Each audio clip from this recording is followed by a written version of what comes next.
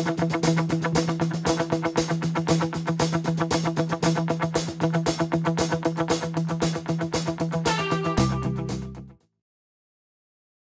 blah blah blah blah blah blah blah blah blah blah blah blah blah.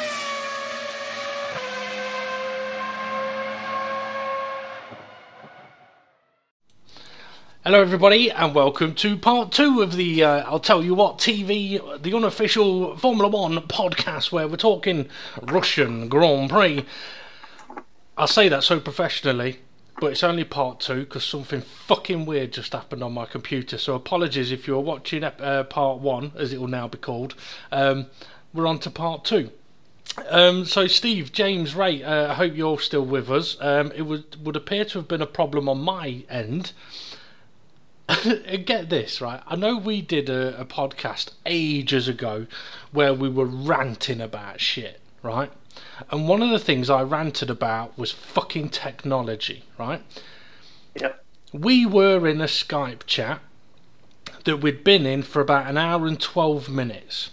And then all of a sudden, Skype decides, nah, you know what? I think you need to update your audio because we're no longer going to let your sounds work or your microphone work, so you're going to have to update everything or restart your computer.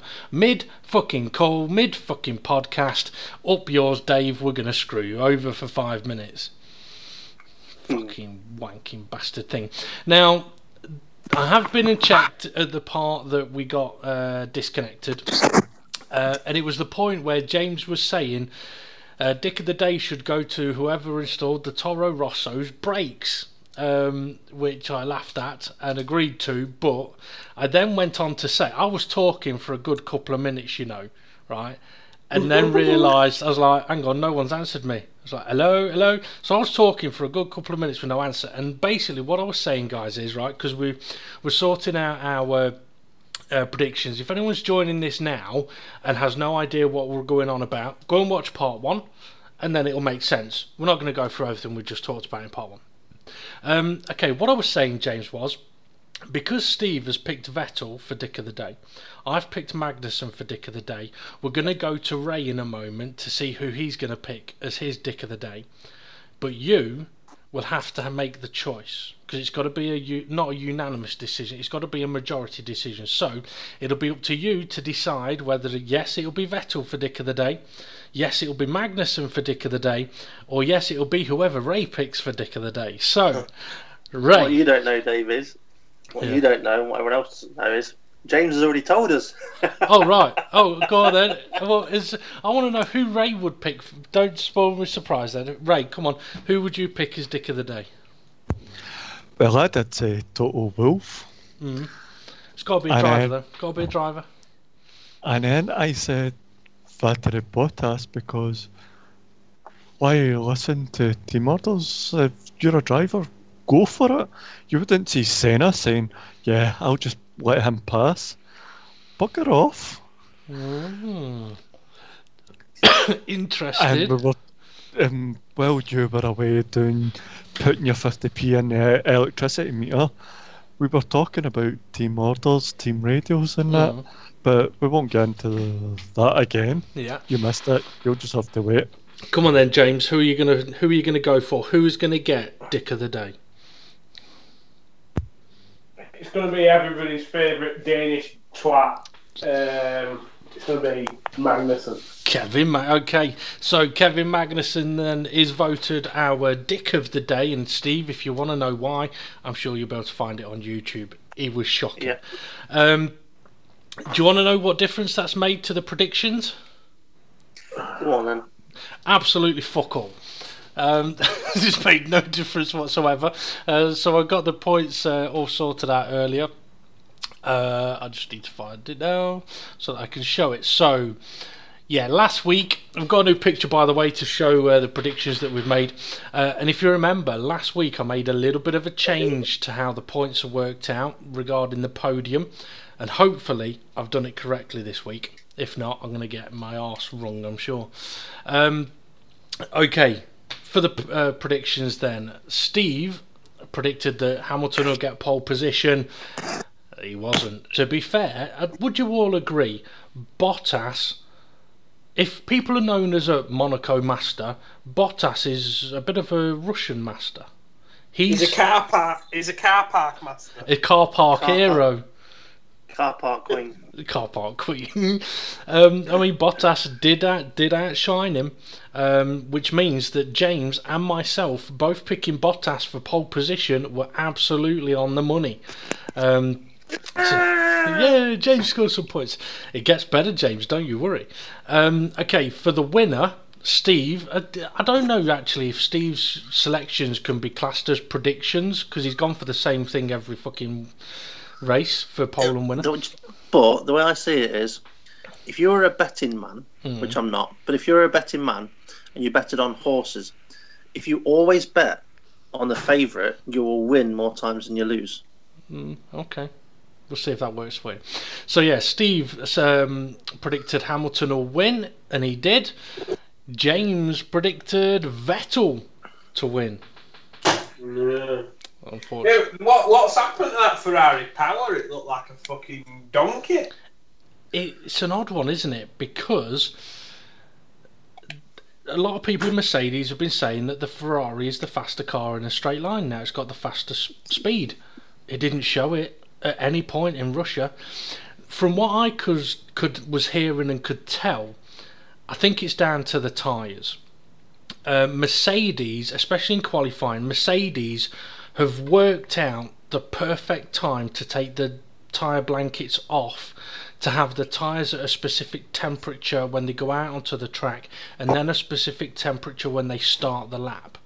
Ferrari are struggling with the tyre temperatures, which then means they're not getting the grip. So Russia could be one of those circuits that has just totally exposed them, whereas Mercedes have been right on the ball with it. Right. It'll be interesting to see what happens at circuits like Mexico, Suzuka, Brazil.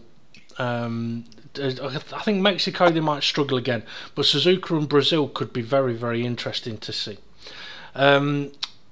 Yeah, so no points for James, unfortunately, on his winner prediction. I went for Hamilton, so that's 2 points for me in total so far. Now we're on to the new point scoring part, right? To do with the podiums. If I remember rightly, it is, if you get a person right in the right position, it's a point. If you get every person right in every position, you get 5 points. It's a point for each and a bonus point for having them in the right position. If you get every driver on the podium but in the wrong position, you get 3 points. Okay, so that's basically how it works out. It means if you've got 1 out of 3 right, you'll get 1 point. 2 out of 3, you get 2 points. 3 out of 3, 3 points. If you get them in the right order, 5 points. So Steve went for Hamilton, Kimi Raikkonen and Max Verstappen. Brave, but only the 1 point.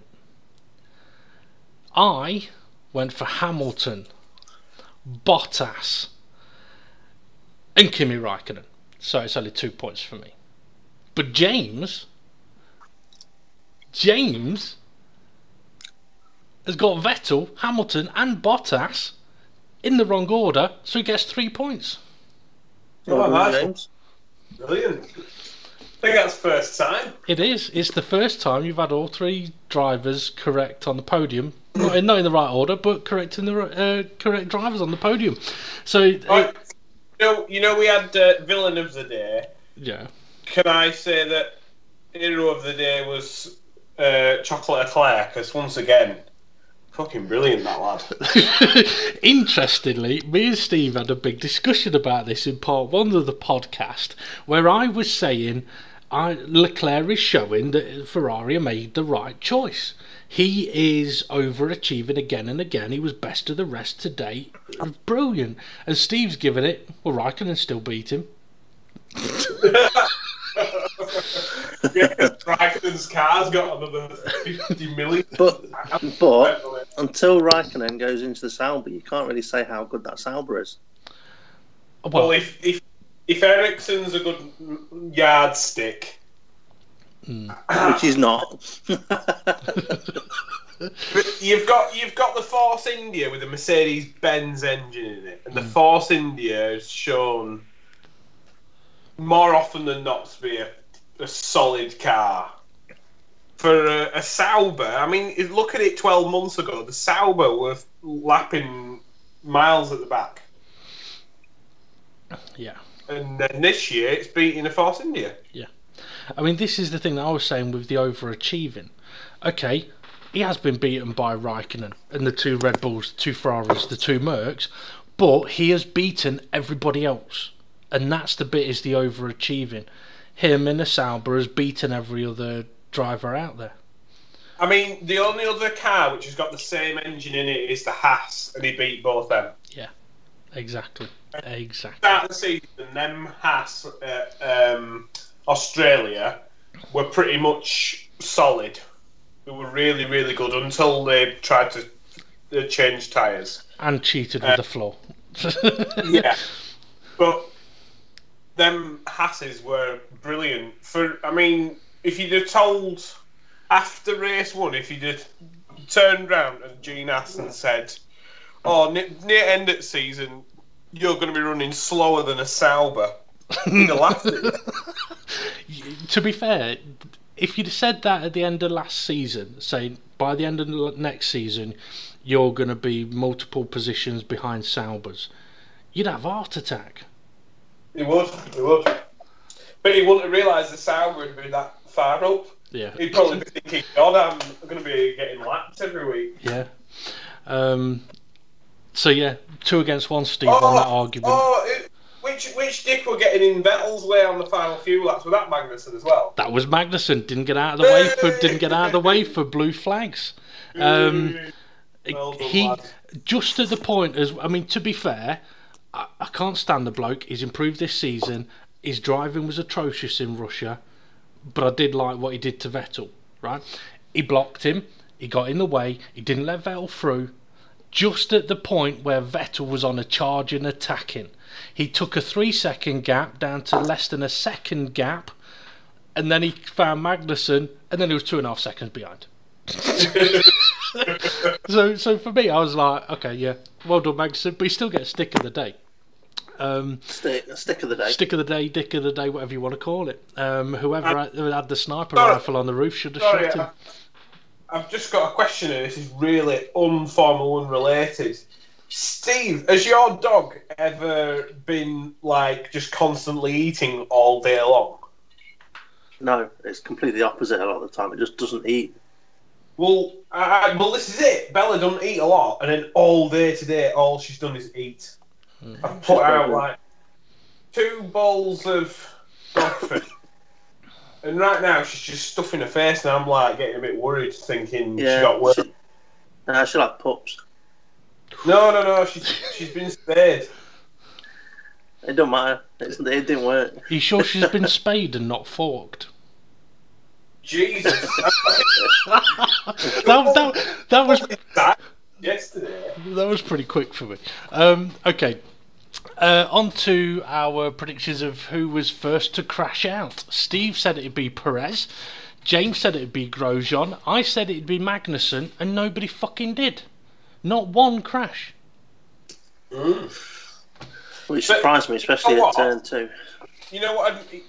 I was watching a little bit of race, and like what you're saying, like with Magnussen forcing people off and that. I mean, that's an ex-Olympic park that's probably going to get abandoned, and in 5 years' time they're not going to be there because it'll look shit. But what's to stop them putting some lovely little bit of grass and some sand at the side of the track? You know, so if you go off the circuit, something bad happens. Bollards. Or, I mean, that little whiz through if you screw up turn 2 and you go a bit wide, you go through there quicker than out, even if you take that thing which you have to drive through. You know what they should do there? They should put one of those drive-through car washers. So if you fuck up, you got to go through the car wash.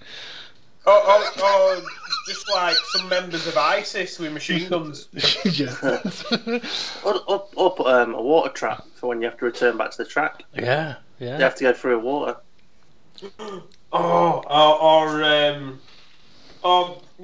Just something that makes drivers A go, ring I of better fire. not fucking outbreak myself there. What was Like, that? Ray comes in with a ring of fire. James says, custard. Imagine that. As well, it's like sponsored by Ambrosia. So when they're like go in there and they like go flying and stuff, it's like gets a bit of TV time. Or what they could do with it being Russia, right? They say that if you go off track there, you've got to drop down to a certain speed, and if you don't, the sniper will take you out. Yeah. Sniper on the roof. Yeah. Oh, well. Okay, on to how we got on with the dick of the day. Did you see the sniper on the roof? I didn't see it, but I saw a picture of it, and I did share the picture. I'm not surprised, you know, given Putin's body double was there. But, I mean, they do it for the American president and heads of state and stuff like that. I ain't got a problem with it, to be fair.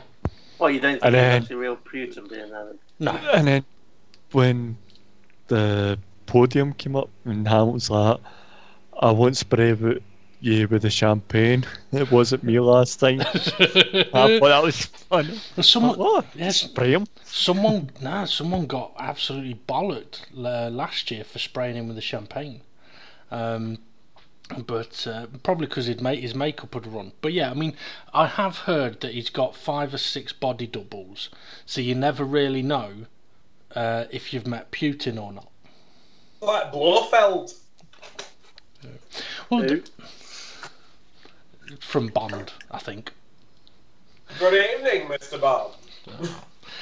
Okay, yeah, on to the Dick of the Day predictions then. Steve predicted it'd be Marcus Ericsson. He's just he's just a dick all the time. James said it'd be Kimi Raikkonen. Now James said it'd be Kimi Raikkonen because he'll be told to move out of the way for Vettel and he won't. He'll fuck him up, but he never had the chance, unfortunately.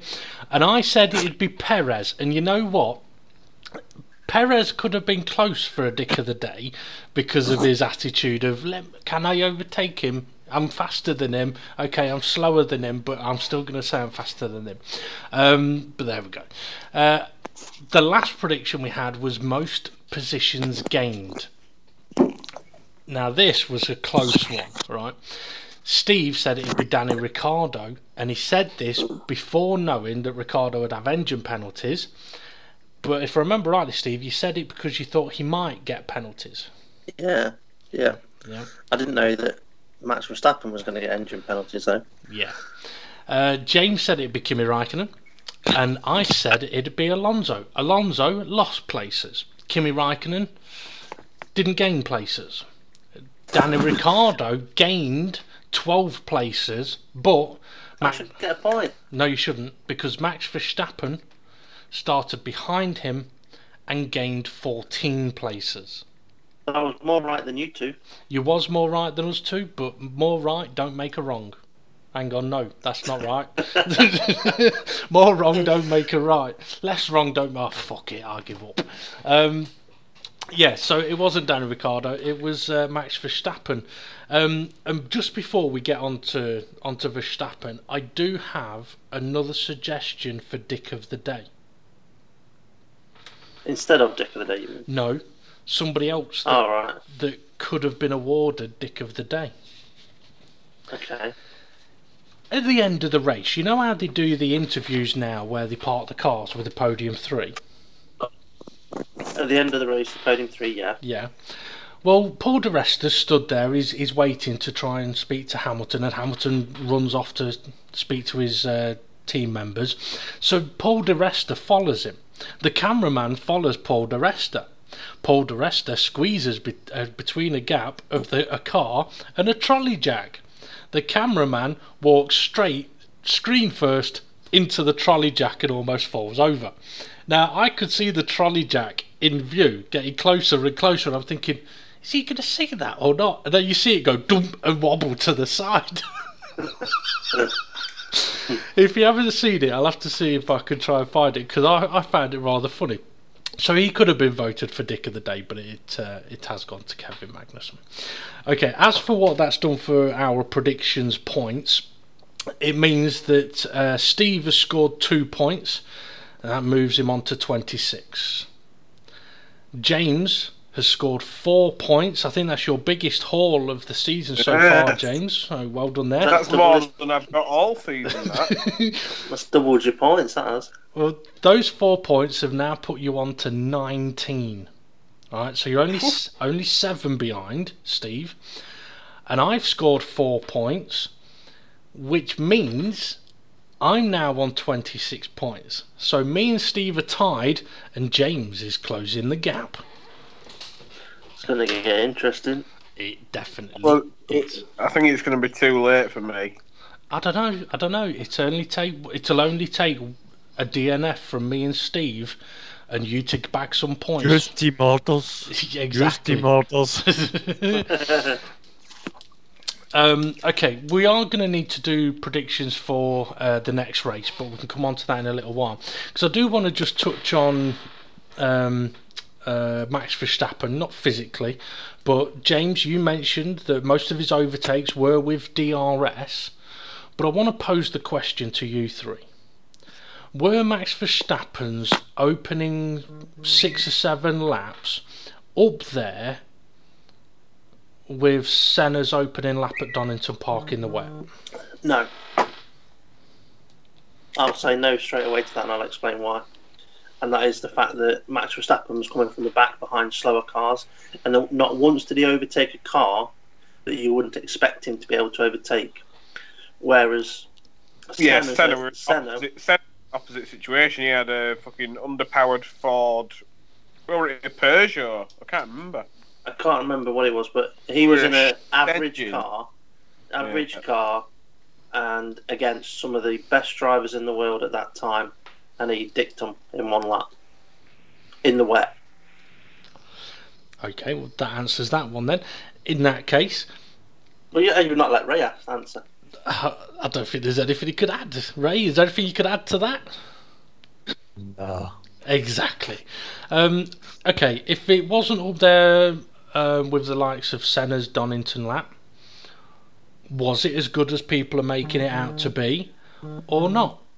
Because for me personally, I think his opening lap, okay, yes, he's passing slower cars, he's passing drivers that aren't as good as him, but he did navigate the whole situation quickly, fairly, aggressively, cleanly, ruthlessly, whilst Which one of those drivers put up a challenge, or did any of them go, do you know what? I'm not he's not in my race today.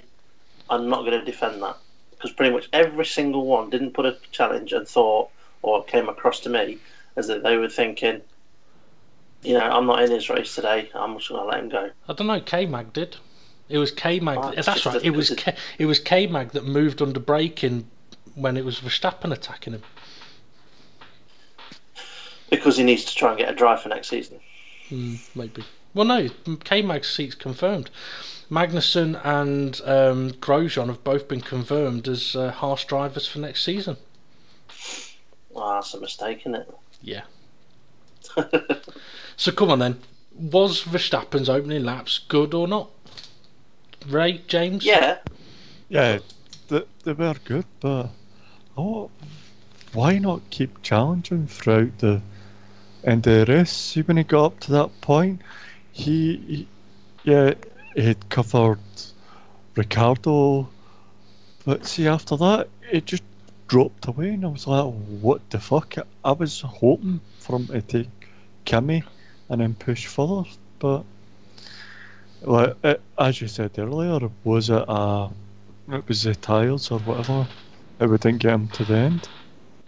If he'd have pushed too hard, he may have damaged his tyres. It would have made it more difficult to get to the end and stay ahead of but he was on a lighter car, newer tyres. I wasn't on a lighter car than he was at the start of the race, but not a lighter car than Raikkonen. They've both been the same weight at that point. But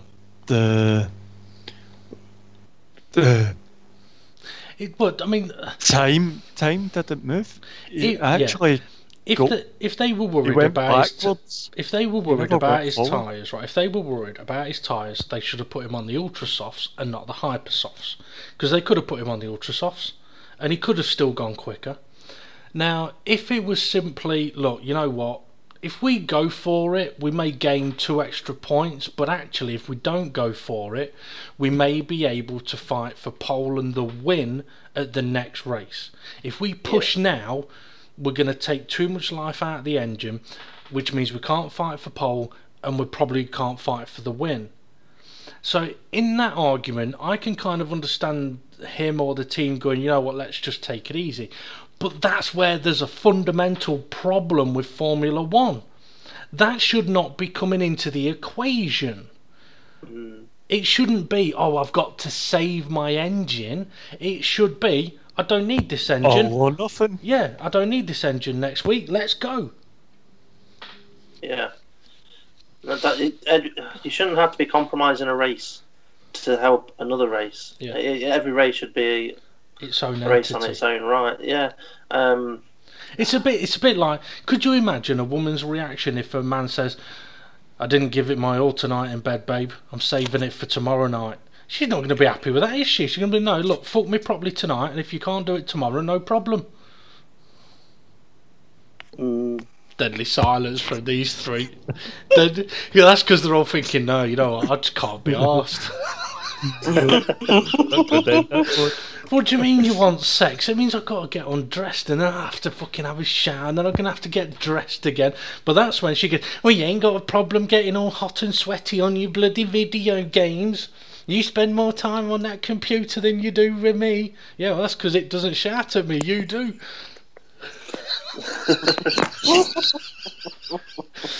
Oh dear. No comment. Yeah, no comment. No comment from the three of them here. Okay, anything else from the Russian Grand Prix that you might want to mention, you want to bring up? Anything about the confirmed... Actually, you weren't here, James, when we were talking about Fiat being confirmed as coming back into Toro Rosso, but also Marcus Ericsson loses his seat in Sauber, becomes their reserve driver. So, James... Yeah. Go on. Brilliant. So what else we could make a prediction of for crashing out first? I think I predicted, didn't I, that Putin would turn up near end at race. You did. I think he said 2 laps from the end, but it was 10. Yeah. Damn it. I was thinking about... Go on, sorry. No, you're right. No, go on. No, go on. No, it's alright. I was going to say, it wasn't really Putin though, was it?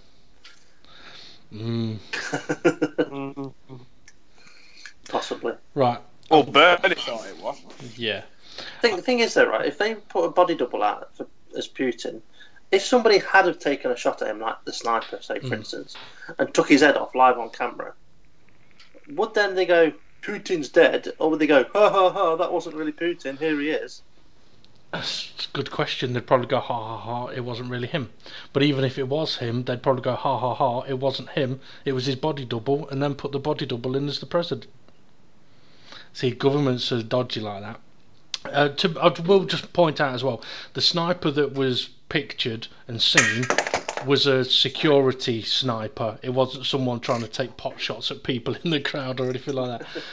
It was a security guy. Okay, I've got a couple of bits of F1 news for you, right? Russian company Uralkali, you might remember that name, says it is suing the administrators responsible for finding a new owner of the Force India Formula One team. Uralkali, that was one of the sponsors of Force India, that put a bid forward for buying the team. Obviously, we've discussed previously about it, they weren't happy about it. They are now officially suing the administrators responsible for the sale of the team. What are they going to get out of that? I mean, if if it goes their way, go, yeah, okay, you've sued them. I mean, what compensation are they going to get out of it? And why should they receive any compensation? I would guess there'll be financial compensation because it'd be a little bit like me saying, right, okay, James, I'm going to sponsor you because I like you. I'm going to sponsor you while you for every time you play a video game. Right, I'm going to sponsor you, and you go, okay, no problem. We work up a contract, sign it. After 6 months, you turn around and go, oh, you know what? I'm not going to do it anymore. But my missus, she's going to do the gaming. So I still want your sponsorship money. Now, if it was ruled that I would still have to give the money, I could then potentially have a case for saying, well, hang on a moment, any money that I have paid to now James's missus playing the video games, I should get back because my contract was with James, not James's partner. So just to put it simply, that's kind of how I would see it going. So they could claim back money they've spent in sponsorship, or sue for damages or loss of stuff like that, or maybe costs of actually putting their bids forward. Yeah, there could be plenty of stuff like that. And also it could be like if they've had investors that have invested in going forward with the bid, if those investors have done so and put money forward, they may want legal clarification that it was done fairly, because if it was done unfairly and they're now out of pocket, there's a lot of grey areas there. Okay, bit more news for you. A question was posted which says, does Van Dorn have a McLaren future? No. Well, you say no, get this. He may have lost his F1 seat for 2018, but Zach Brown says McLaren would love to keep Stoffel Van Dorn if they have an IndyCar program next year. He goes on to say that he thinks he's an extremely fast driver, very consistent. Okay, well, why has he been finishing last then? Oh, consistent. He finishes last consistently. He's also said that he think he'd make a great sports car driver and a great IndyCar driver. Maybe he just has a problem turning right. maybe. So yeah, it looks like Stoffel Van Dorn could end up. Or he's got the tune to Beyonce. To the left, to the left. Yeah. Okay, Ray, if you ever do karaoke, somebody needs to video that fucker. But it's got once, and that was it. It's got to be either my milkshake brings all the boys to the yard, or don't you wish your girlfriend was hot like me? That'll be a challenge for you. Anyway, right. When's the next race, guys? Next week, early morning, Japan. I'll double check the time of the start, but I think it's 6 a.m. start. I can just press a button and it'll tell me. Couple of buttons, he says. Qualifying. Oh no, hang on. Yep, sorry, this weekend coming up. Qualifying is at 7:10, is that? I believe it to be 7:10. And the race start time 6:10 in the morning. Suzuka, 6:10 Suzuka, Japan. Kidding. You know what that means then, Dave? It's an all-nighter. Yeah, it's either an all-nighter or it's fuck that, I'm going to bed, I'll watch a replay. Well, if it makes it any easier for you, FP1 is on at 2 a.m. FP1 is on at 2 a.m. FP2 is on at 6 a.m. FP3 is on at 4 a.m. A bit more sociable for you. It doesn't make it any easier, because what happens is, and James probably knows this, well, what happens is you go, oh, you know what, it's quite late on this Thursday night, oh, it's already 1 o'clock, oh, well, you know what, FP1 starts in, and fuck it, I'll watch FP1 and then I'll go to bed. And then FP1 finishes and you go, well, FP2's on in 2 hours, I'll just stay up for that. Then you end up sleeping all day, pissing off all your family members, then you wake up at a stupid fucking time the next day. Like just in time for FP3? Yeah, just in time for FP3. Before you know it, it's Monday morning and you ain't got a fucking sensible thought in your head. Anyway. Right then, we're going to have to do some predictions for Suzuka. I must admit, I think one of the greatest racetracks out there. So we're going to crack on with these, and I tell you what, Ray, we can get your predictions as well, seeing as you're with us on the podcast this evening. So, Steve, who do you think will take pole position in Suzuka? In case no one heard that, Hamilton. Okay, James, pole position. I heard that. Okay. I'm going to go for Verstappen. I think he's going to take pole position next week. Ray, what about yourself? Ricardo. It's not going to happen. Red Bull will not allow it. Since that qualifying, they may not be able to do anything about. But in the race, Ricardo will not finish ahead of Max Verstappen. Yeah, I mean, since Ricardo announced he was going to Renault, he's barely scored a point. Well, he may have scored points, but he's had more challenges than you could ever believe. Okay, on to who's going to win then. Steve, let me guess. Hamilton. Yeah. And James, what about you? What? Sorry with that. Who's going to win? Oh,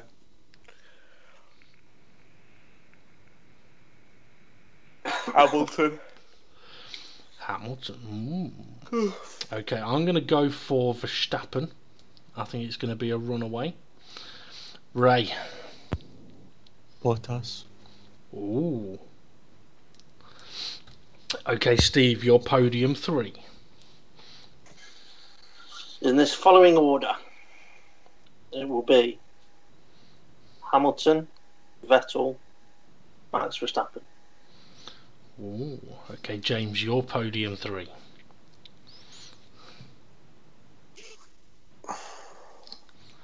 Hamilton, Vettel, Bottas. Ooh. That's an interesting 3. No, sorry. Vettel's going to crash out. Hamilton, Bottas, Ricardo. Ooh. Okay. I'm going to go for Verstappen,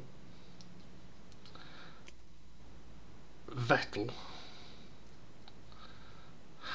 Bottas. Bottas. Yeah. Ray, your podium 3. Hamilton, Pretty Motors. Second place, I put Max in there, and then Bottas. Okay. Right then, on to first to crash out. Steve, who do you think it'll be? Some clarifications need to come in here. Yeah. Right? It's an old school circuit that's got gravel traps in certain places and grass. If a car doesn't hit a wall, but just goes off and gets stuck in gravel, is that classed as crashed out? No. Okay. In that case, I'm going to say there'll be no crashing out. No drivers will crash out. Okay. Chewbacca, who do you think is going to crash out first? All right, and who? That's Grosjean then. That sounded like Verstappen. Okay, Verstappen it is. Verstappen it is. I didn't know I understood Wookiee. I'm going to go for Hamilton. Hamilton's going to crash out first at turn 1. Okay, Ray, who do you think will crash out first? I think it'll be Vettel. He's going to push too hard. Okay. I think Vettel's going to have an engine failure. Ooh. It might even be leading race. Oh, that'd be funny. That would. I'm trying to think when Ferrari last had an engine failure in a race. Schumacher had an engine failure when he were fighting against Alonso there. Be interesting. I will laugh if that does happen. Okay, your vote, or not your vote, your prediction of who could get Dick of the Day. So, Steve, who's going to get Dick of the Day? I think it's possibly going to be Magnussen. That's exactly what I wrote down for myself. James. It's got to be Magnussen. Okay. And Ray, who do you think will get Dick of the Day? Total Wolf. Oh dear. Oh, it's got to be a driver. Oh, come on. It's got to be That's got to be a driver. like a day driver.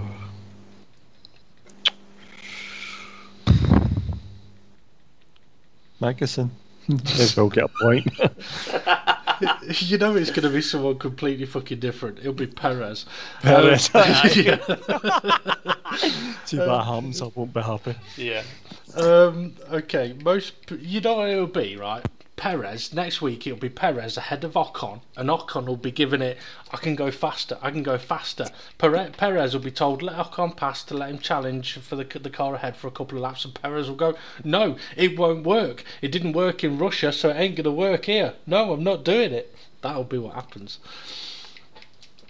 Anyway. On to the last one. Who will have the most positions gained? Steve. Who needs an engine penalty? Well, that's a question, isn't it? Yeah. The Mercs won't. The Red Bulls won't. The Ferraris won't, unless something happens. I don't see the point in picking a driver that's going to be qualifying high up. I'm going to actually go with Leclerc. He'll have poor qualifying, but a reasonable race. Okay. Could be a difficult one for him. It's where his close friend came to his demise. Okay, James, who do you think will have the most positions gained?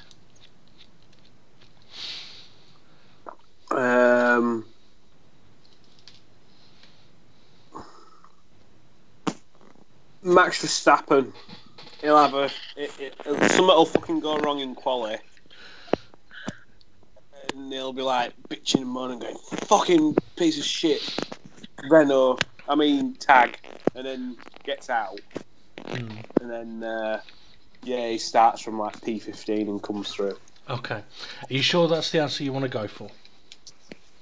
Yeah, I'll go with Max Verstappen. Okay, because you also chose Verstappen as being first to crash out.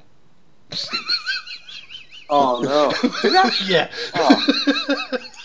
Oh. I suppose edging you betters both ways, so...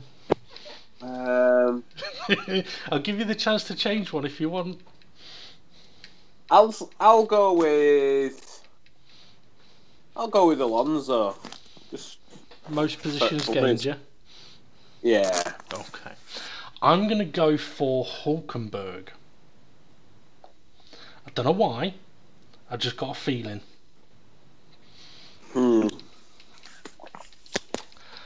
So, on to you, Ray, for the last one. Who will have the most positions gained? Grosjean? Grosjean? Ooh. That's brave. Yeah, he's fucking. It's very brave. I'm not kidding. If they stick with him, they're fucking mental. What they are? When there's people like Esteban Ocon begging, you wouldn't keep Grosjean. Well, this is the thing. I could not believe it when I heard that Haas have announced that they are keeping Magnussen and Grosjean. I mean, to be fair, I probably would have scrapped both, if not at least one of them. I'd have kept Magnussen just for sake of, you know what I mean. He's brought some points back because he's fucking mugged them. But at least he's brought some points back. Grosjean, sorry, no offense. You know what? This reminds me. You know they put out them on the official F1 YouTube channel. They put out I think it's called Beyond the Grid or something like that. Yeah. I've been listening to a few of them, and there were one with Grosjean, and before it even started, I knew it was going to be shit because he went, "I'm whoever I am, whoever the bloke who hosts it and asks the questions." He says, "I hope you find this really informative and really interesting." It's like, you hope. I sat there for about 45 minutes and I'm like, yeah, it's just fucking boring. Basically, he ain't even French. He's fucking... Where's he from? He's from somewhere fucking else. He just put... He's from Switzerland. Right. He's from Switzerland. He was born in Switzerland. He lived there for 10 years. Then he moved to France for a year, and his mother was French, and then just declared that he was French because he knew that his route into Formula 1 because he knew then he'd get Renault sponsorship. So he's not even fucking French. He's a fraud. I love your cynicism, but you're not wrong. Okay, I'm just looking at the driver's points, right? You know, you said you'd keep Magnussen. Magnussen is 7th in the driver's standings, behind the Red Bulls, Mercs, Ferraris. He's next. Okay, he's got the same amount of points as Nico Hulkenberg, but Magnussen has got 53 points, while Romain Grosjean has only got 27, as in his 14th place. He's got the same amount of points as Hulkenberg. Only Hulkenberg's, apart from the Belgian Grand Prix, Hulkenberg's overtaken people cleanly, whereas Magnussen's driven people off the fucking road to get them. Yeah. It'll be interesting to see how we get on, but I suppose Steve may have a point in saying, okay, who else do you go for? Now, Ocon, he's the one that I can see ending up not in an F1 car next year, which is a bit fucking mental, really, because he is a driver that he is a good driver. He's capable. He's more capable than at least 6 or 7 drivers on the grid, but it's just because he's got that Mercedes connection. And okay, we talked about it at length last week, that do Mercedes need to have their own second team? The answer is fuck yeah, because if they end up with talented young drivers that should be in Formula 1 leaving and not getting a seat because there is no car for them, it shows there's a problem. Well, it's going to end up being a situation where if Mercedes are not prepared to put a young driver into their first team and they struggle to get them into any team, when they need another driver, where are they going to get them from? Yeah, like they have done with Bottas. Bottas didn't have a Mercedes connection other than the fact that he drove for Williams with a Mercedes engine, but he didn't come through the Mercedes young driver program. So I think he had a personal relationship with Toto Wolff. I think Toto Wolff were instrumental in getting him in the car for Williams. And then I think it was. I seem to remember it were Toto Wolff and Mika Hakkinen that were like, "Oh, this is the new Finnish guy." And no offense, he does a solid job some weekends, but unfortunately, if you want to win a title, you can't just do it some weekends. You need to do it every weekend. Yeah. But I do see Bottas as being that that number 2 driver, whereas Mercedes in the past have always had 2 number 1 drivers, because you can't say that Rosberg was a number 2 driver. But I'm wondering though now whether Mercedes have looked at the way Formula 1 has worked in the past and realised that the best way to go is to have a number 2 driver, because they had Rosberg and Hamilton fighting each other. It brought up so much tension in the team. It's so much easier to have a number 2 driver, but if you have a number 2 driver, why not have Ocon? Yeah. Because he can do a number 2 driver's got a job just as good as Bottas. Yeah, I think there's another factor to it. I don't think it's necessarily that they want a number 2 driver. I think it's the biggest factor. When they had Hamilton and Rosberg, no one could touch them. Now they're concerned about the Ferrari, because the Ferrari this year has been the closest challenger than any car in the last 2-3 years. So Mercedes have had to go, well, you know what, we can't just let our guys race because the Ferrari's right there. So that's where thinking of like using someone as a number 2 driver. Now for me, I don't have a problem with a number 1. Sorry, I'm going to say it right. Number 1 and number 2 driver.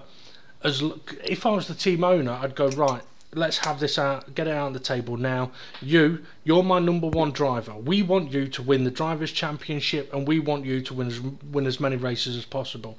We really, really like you, and if the opportunity is there to have you winning a race, we're going to take it. But your job is to do everything you can to help him win.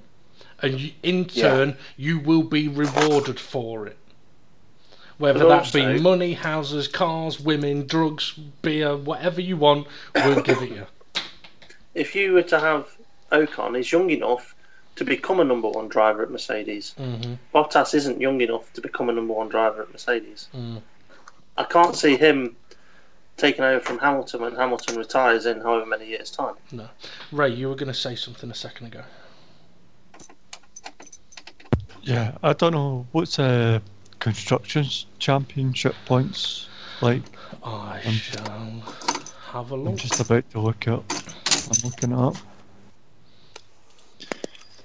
So you've got Mercedes with 495 and Ferrari with 442. Yeah. So 53 points. So it's quite close then. Yeah. I mean, that's the thing, that is close. If you have a double DNF for Mercedes and Ferrari come first and second, that gap comes down by 47 points, is it? Or 41 points? No. Imagine if Toto Wolff 42 had points. to speak to the board. Imagine if Toto Wolff had to speak to the board and basically said, fucking hell, we missed the Drivers' Championship by like 2 points. And missed the Constructors' Championship by 10 points. Yeah. You know what I mean? Everybody knows, the Constructors is a great, great thing. And probably all the employees want the Constructors' title if it means they get an extra 10 grand in the back pocket. But everybody knows it's all about the Drivers' title. Yeah. That's what people remember. But hardly anybody remembers the Constructors. Yeah. I mean, who was the Constructors' champion in 1994? Fuck knows. Williams. Who was the Drivers' champion in 1994? Schumacher. There you go. Was it? 1990? McLaren. I can't type that fast. I'm not letting you Google it. It was just out of reference. But the thing is, it's very. As a driver, I'd like to race more than. Yeah. Oh. As a driver, I wouldn't want to be dictated in what I can and can't do. Yeah, I mean, this is one of the things though with sport nowadays. Formula One probably more than many other sports, in that it's very easy to forget that there is a business that runs the team, and without the business there is no team. And unfortunately that's the nature of the beast now with how expensive Formula One is. And so how do they implement, right? You get so far, then you owes kind of X amount of money to help with the team instead of this. But then you've got drivers go, I don't want to pay you. So I can see it on two sides. For me, drivers should never have to pay to drive. They should be paid to drive. And the reason. Let me just clarify this though. Yeah. The drivers themselves don't pay to drive. It's their sponsors that pay, and then they get paid by the team. Yeah, well, same thing. Yeah, you clarified it, but it's the same thing. The team should not be receiving money to have a driver drive their car. The team should just be paying the driver for driving their car. And the reason for that is it stops people being in the cars that are not good enough but have access to money. It's a little bit like the American presidency. If you've got enough money, you can become president. If you've got enough backing, you can become president. Whereas it should be the best person for the job. So you end up with situations where you've got Ocon can't get a seat, but Lance Stroll, you know, he's guaranteed got to drive next season. Oh, there is a driver that doesn't meet the criteria that I just said, that he does actually pay for his seat. Well, he doesn't pay for his seat. His dad buys the team. Yeah. So do you think that's when McLaren kind of went wrong, because they had Jenson Button and Lewis Hamilton with Santander? They were doing adverts, that wee cartoony program that came on. So do you think that was running the team for them? No. McLaren was a little bit like, or Williams was a little bit like McLaren, where Williams,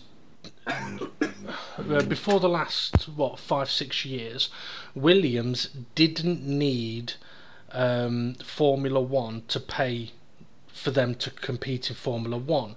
They got their money from excess business, right? So they had income, which also allowed them to compete. Because of the price hikes, that's not the situation. Mainly because of the engine price hikes. The engines cost so much now that they have to pay so much to Mercedes and use Mercedes engines. They can't afford to be in Formula One unless they have drivers in their cars that bring funds with them. Yeah. Now, McLaren. Hang on, I've not finished. So, hang on. Let me answer your question. Let me answer your question. Let me answer your question. I can mute you. McLaren are in the situation. McLaren are in the situation where their car business pays for them to be able to race. So them doing tuned and having Santander sponsors, that was never their problem. McLaren's problem is simply this: they split ways with Mercedes and ended up with shit engines. Then they got Eric Boullier in. They were fucked from that point on. And getting rid of Ron Dennis didn't help, in my opinion. Bringing in he made a mistake bringing in the Honda engines, but I think that team basically revolved around Ron Dennis, and the way they got rid of him, for me, stunk. Yeah. So to answer your question, no, it wasn't anything to do with Tuned or Santander. So what was you going to say, Ray? You can unmute him now, Dave. That's why I didn't mute him, and I can't anyway. I'll remember that for next time then. I bet I can on Skype, actually. Well, you had that so much TV time with Lewis Hamilton and Jenson Button, and then McLaren now, they don't have any TV time, kinda, and that, so could that be a part of the problem? No, it's vicious circle. They haven't got TV time because they're not successful, and the reason they're not successful isn't because of the TV time, it's because of the engines and the team, and how it's been run. If the team was let's say if next year they had a bronze season and they hit the ground running and they're winning races and win the championship, they'll get TV time again. But will that have been the reason they won the championship? No, it wouldn't. It'd have no effect whatsoever. A team like Go on. Sorry to interrupt. Just so you know, I'm going to be heading off now, but I will probably still be listening in bed as I'm nodding off. But I've got to be up early.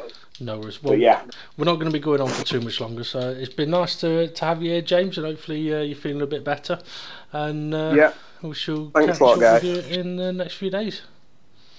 Speak to you again soon. Take care, everybody. Sorry for leaving early. But that's all right. Take care. See you in a bit. Of course, okay. You take a team like, say, for example, Sauber, right? If Sauber had, over the last 3 years, had more TV time, which then brought in new sponsors, which then gave them more money, they would have benefited from said TV time. But a team like McLaren, Mercedes, Ferrari, Williams, not so much now, those teams aren't dependent on it. So if McLaren had a season where they were running 10th to last, them not being on the TV wouldn't hurt them financially, because it's Mercedes that pays their way. So they've got a whole truck business, car business, everything else that allows them to have enough money to fund Formula One. So But anyway, so it kind of swings and roundabouts. For some teams it'd make a difference, for others it won't. I mean, you look at McLaren, they've not had a title sponsor since Santander. And okay, that is a hefty chunk of money, but that hefty chunk of money isn't going to put more power in the Renault engine. No. It's not going to buy them any more members of staff that's better than the ones they've already got. Yeah. To make the cars faster. Just the way it is. I've got a question for Ray though. Ray, What? how's your hand? Yeah, that's a good question actually. It's getting there. He's getting there. Should we? I actually don't know what happened to your hand, Ray. Other than there was me, you, Steve, Dave the Harp, Jim, and a couple of others. We were all playing on Gran Turismo the other day, and as soon as a rally track was selected, Dave the Harp said it was time for him to call it a night. Jim said it was time for him to call it a night. So did one other person. But five of us decided, you know what? We'll go and do this race on the rally stage. I think at the second corner of the start of the race, though, I heard a noise, kind of like, "Ow!" And then you disappeared, Ray. What happened? I've just sent you both a picture, hopefully. I'll have you now. Oh, is it what? So, in that moment where we heard a noise, what did you actually do? Did the picture send? Yeah, I got a picture. Yeah.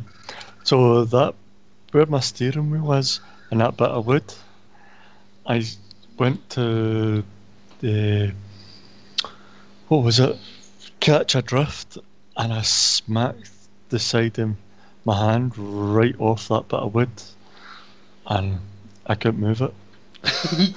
So It was agony. So you punched your wheel stand then? Yes, near enough. It was just because when I'm racing, I keep my hands on tight, but see when you're swinging it back and forth, you kind of just use the thumbs and a couple of fingers, and the wrist goes out a wee bit. Mm-hmm. I just smacked it as I was swinging the wheel round to catch, and it just hurt like hell. I couldn't move. I came off, and then I threw the headset off. We heard that. And Kirst muted it, and then Kirsty's like, "What's going on?" I go, "Just fucked my hand off this fucking rig." I was holding it, trying to nurse it back to help, but it wasn't happening. It's painful. I can imagine it was. So I need to cut the wood a wee bit further back. Well, I don't have the privilege of used to use wee rigs that I've seen. Hey, it's not privilege. I spent a long time getting my wheel rig together. It's taken 5 years. 4 years. I worked bloody hard to earn the money to pay for this one. Yeah. It all came from Claire's inheritance off her granddad. Yeah. Yeah, he has worked hard for it. Sorry, Claire. How you put it together?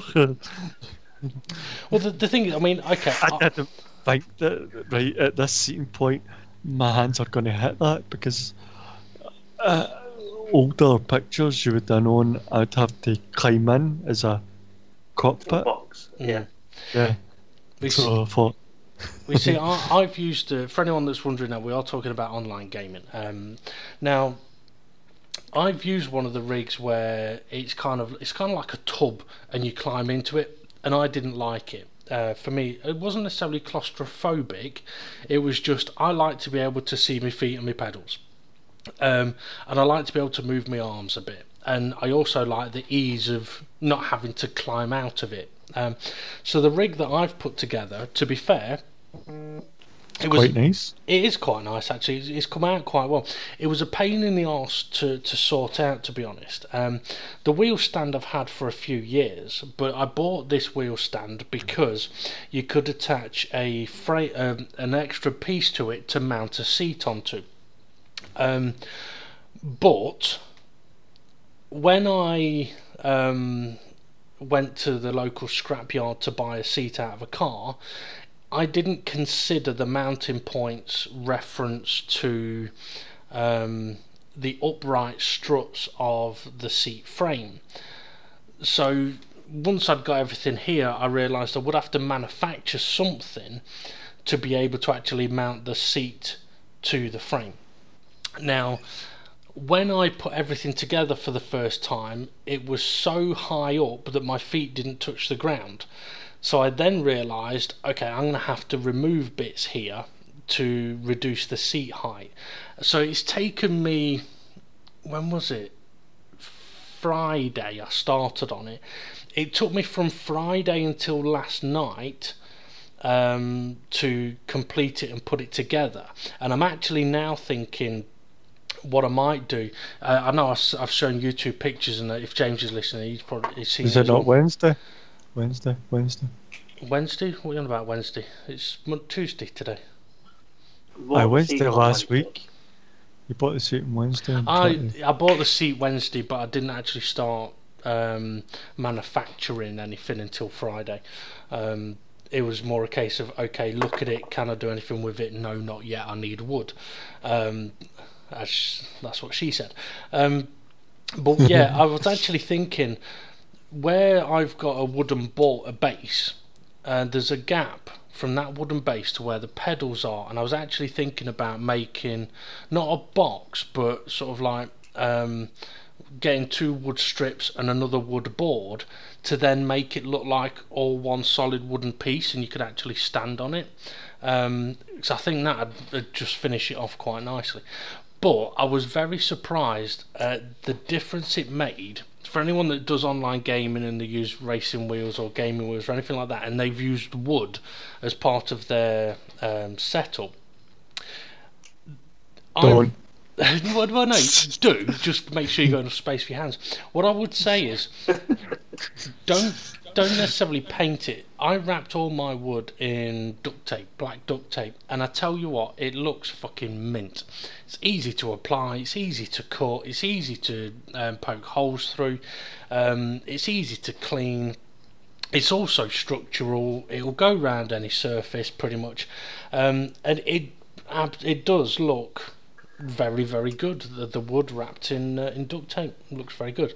Now though, I have got the problem of I need to take it all apart, move my whole living room to then try and put it into the position of where I want it to be. You wait till I'm there, and then we just try and move it in one go. James says, I worked hard for my old folks' chair. Yeah, that's what James should do. He should wrap his chair in duct tape and bring it up to the 21st century. Yeah. To be fair, though, right? I mean, I know James has got the same wheel stand as me, right? So it would actually be possible for, let's say, for example, for James to...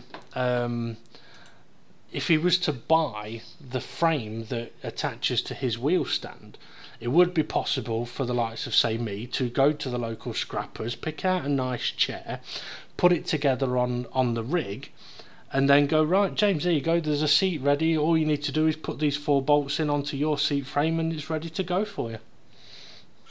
Yeah, also, what James could do is go to the scrapyard and buy a seat, and then strip his old granddad's chair down to the wood, basically get rid of all the foam, strip it down to the wood, get rid of the backrest, and then bolt car chair onto his old people chair's legs. Yeah, could do. You'd be surprised what you can do with a little bit of wood and imaginativity. A new word I just made up there. Imaginativity. Right. That's like something you see. Oh, I didn't see that duct tape until you told me. Now I'm looking over the pictures. Did you? Yeah. You can kind of see it. Yeah. I was like, well, that's the thing. Duct tape? Well, yeah, I've done it on purpose. I put the duct tape on in a way that makes it. It's not patterned, but it's on a strip pattern. But it does look good. It doesn't. It makes it look like it's not just a piece of wood. Now I could have gone for Dave the Heart mentioned to me. He says you could use carbon fibre. fine. vinyl type sticky thing. back plastic. Carbon vinyl wrap. And I was tempted, but I thought, you know what, I just like the versatility of duct tape. And I know it's structural as well. I did have a number of different problems with putting it together, right? I don't think I've told you this yet, Ray. When I first put the bits of wood, because it's like 2 pieces of wood, flat pieces of wood, put together to be mounted and for structure. I spent a long time lining everything up, drawing out my holes that need drilling, working everything out, put the wood together, taped the top, went to put the seat on it, and the holes didn't line up. And I spent a good half hour, 45 minutes sitting there, smacking my head against the wall, thinking, how the fuck have I fucked this up so badly? The holes are way out, upside down. I fucking checked it back to front, side to upside down it was. So yeah, that did do my fucking head in a little bit. But to be fair, having seen it all together, it was worth the hassle because it does look fucking mint. So, and I must admit, I know you guys you usually do a bit of online racing on a Thursday night.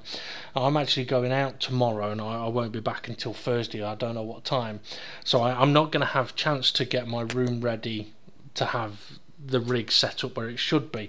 But I must admit, I am tempted to go, well, what I could do is just move my chair out the way, my living room chair, put my rig in front of the TV for when I am back on Thursday, and then at least I can give it a go on Thursday, see if it works properly before dismantling it and moving everything around. I get it set up, just run in and go, right, I'm here. But so here's a thought for you: that how much would you pay them, Ray, for the rig that you've seen of mine? If you were going to put a price on, how much would you be willing to pay? For your rig? Mm-hmm. How much would I don't know, because I know the prices of the mounts and that. Yeah. So I'd probably with seat or without seat, without wheel, with wheel. Okay, without the wheel, without the pedals, the wheel stand, the base, and the seat. If I didn't know the information you told me and I didn't research it, I'd probably pay the price that just under what's been asked for the things. I don't know the price of the, was it GT something? GT Omega. So just under the official price of the GT Omega site. Yeah. Well, just under the price of the official GT Omega site, that would put me in a profit of about 100 quid. It's put you in a profit of 100 quid. It would do, yeah, because the official GT Omega seats are £160. The seat I've got here was 25 quid. And you can't recline the GT Omega one, can you? No, you can't. You can't. I was hoping you wouldn't fucking mention that. The GT Omega seat wouldn't fit in your car, would it, Dave? No, it wouldn't. To be fair, this one I got didn't either. At first. Are you going to make me fucking tell this fucking story? I am. Oh. What, did you take the jack up? Right. You did? I did. I borrowed the car, borrowed the Jag to take to the local scrappers to go and find a seat, right? So I went in, spoke to the bloke and asked, like, do you take any of the decent seats? And he says, no, we leave them all in. I said, all right, no worries. Asked sort of average price. Anyway, probably spent about an hour walking round looking at different seats. And the mounting points in them, how difficult it'd be to get out. Even took one out just to see how difficult it was to get out. Spent a bit of time and then found like 2 or 3 possible seats I could use.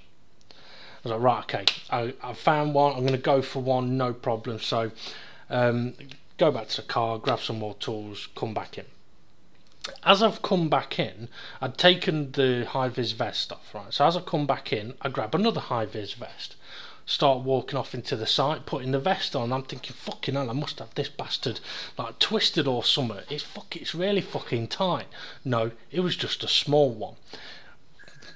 Did I go back and swap it? Did I fuck? No. Did I know I was then going to spend another hour and a half trying to get the right seat out of the car? No. So I'm now fucking restricted with this high-vis vest. But anyway, I find the seat, I get it out of the car, no major problems. Did have to borrow a tool off somebody.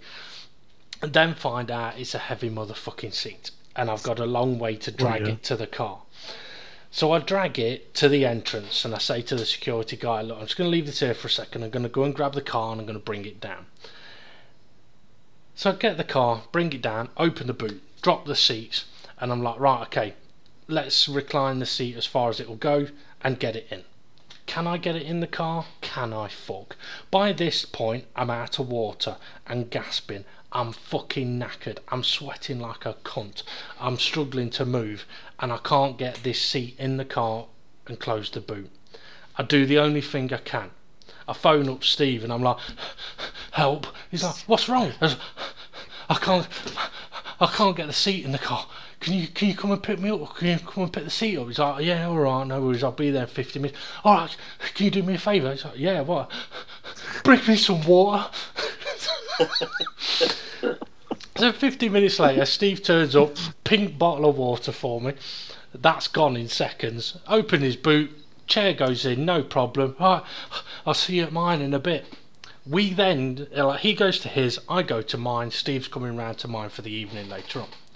Steve turns up, we get the chair upstairs, we're having a look at it, and I'm like, you know what, I sat in it in the car, but I've not really sat in it since. So I'm sitting in it, and I was like, it's a shame it doesn't recline much. And Steve was like, well, just turn that knob there. I was like, what do you mean? She said, turn that knob there, it reclines. I was like, you know what? There's a knob on the side, and you can turn it, and you can recline all the fucking way down to flat, which means I could have got it in the car. So the thing is, I was stood there at the exit of this fucking Scrappers for like 15-20 minutes as people walking past thinking, what the fuck's he doing with the boot open fucking with the... I bet he can't fit it in. Why don't he just recline it, the knobhead? So yeah, could have reclined it, could have got it in the car, but it's out of a 3-door, and I thought the only recline it had on it was the lever on the top that tilted it forward so that people can get in the back. But no, it goes flat. Fucking hell, dude. Yeah. You're supposed to you like cars? I know. Well, this is the thing, right? I was asked recently by my doctor if I thought my medication was working. I've not been on the medication for about a week. I can definitely say it was working because otherwise, if I'd have been on the medication when I went to get the seat, I'd have figured that out. But no, it didn't even occur to me. Just like, you know how I said I had to take the upright struts out of the underneath of the base to lower it, right? I worked that out. I go, okay, I need to drill new holes now. To mount the base onto the frame, right? Okay, line that up, spend ages, measure twice, cut once, or measure twice, drill once. Did all that, worked it all out. I've even put a bit of paper with written on it, front, bottom, taped on it so I know exactly which way round it goes. Drilled the holes, bolted it in, then looked and went, fuck. One of the holes where you mount the seat to the wood is lined up with one of the metal bits of frame, and you can't get underneath it. The bolt would just go through and hit metal. So I'm like, for fuck's sake. Now I need to raise it up a little bit. So now I need more wood, and I haven't got that here. So for fuck's sake. So when I achieved it yesterday, I was like, I'm glad that's done. But you know what? I wouldn't be surprised if I fucking miss something. Aye, that lever to lean it back while you get in. Yeah. Oh, what the... I'm just waiting for when Dave actually sits in it to race and it all of a sudden goes and breaks. Yeah. To be fair, it shouldn't. I mean, I've used OSB board. I've used decent bolts. If it falls apart, then it happens. But I do believe, Steve, you've got a question for Ray.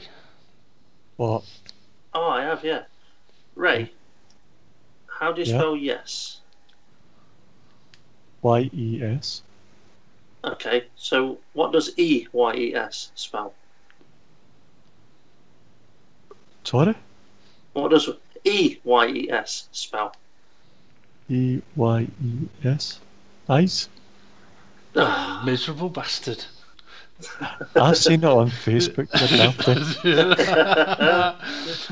See, James would have been hopeful there. He would have sat there going, "Go on, go yes, go on, go yes." I thought he didn't. But James, I can tell you if you're listening, we do have a video to show you at some point, maybe on next week's podcast, of somebody else getting caught out with that. And the wonky donkey. But there we go. Right, I think it's about time we call it a night, isn't it, guys? I believe so. Okay. Right, in that case, I want to say thank you, Ray, for coming and joining us on the podcast today, and being around with James not feeling too great. I do want to say thank you as well to James for coming in and giving his 50 pence worth. It's always funny to hear what he's got to say. 50 pence he never gave to you. Yeah, don't say that. He's getting low. Steve, as always, thank you very much for coming on to the doing your bit on the podcast. For any of our regular viewers as well, I will mention we're not going to be doing an after show this evening with James not having felt too well. We're going to hold off on the after shows for now. We'll just stick to the F1 stuff, and we'll see what happens as the weeks go on. Anyway, excuse me. Thanks for tuning in, for listening in. Feel free to message us with any of your F1 comments, or if you're into your online gaming, check out the links in the description for Steve's Racing League, which is Dynamic GT League. They'll be racing on Thursday. It's mine and Ray's. Well, sorry, yeah, Steve and Ray's league. They'll be racing. That's alright, just leave me out. I don't care, just leave me out, you know. Did you hear something then, Steve? I didn't. It must have I'm just been the wind. Sorry. Ray and Steve's league, they race on Thursdays on Gran Turismo Sport, or check out James's league, Forever Relentless Racing. Links are in the description. Right, Suzuka coming up this weekend. Hopefully a proper racetrack will give us a great race. We'll have to wait and see. And you can join us again next Tuesday for a review of the Japanese Grand Prix from I'll Tell You What TV. See you later. See ya. Bye. Blah blah blah blah blah blah blah blah blah blah blah blah blah blah.